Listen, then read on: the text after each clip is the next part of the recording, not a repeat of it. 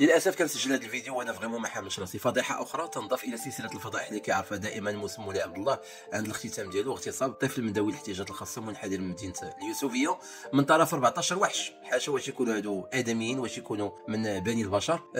استعملوا فيها لا دروغ، استعملوا فيها الاكراه. الحاصله ان صدمه كبيره يعني عاشها الشارع المغربي، ومطالبات يعني بتوقيع اشد العقوبات على هاد الوحوش.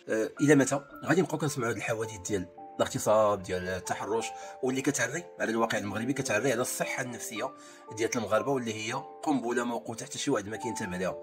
النصيحه او الدرس اللي غادي نستقيو من هذه الحادثه: قابلوا ولادكم اللي عنده شي وليدات ما باقيش يصيفطوا عند خالو، عند عمو، عند الجيران.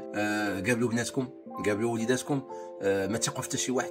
راه فريمون راه اللي دايرين بينا راه هما في هيئه ديال البشر، ولكن في الواقع ولا في الداخل نتاعهم فالله اعلم اشنو كيخبيو. وحوش، امراض، بسيكوبات. حضروا راسكم.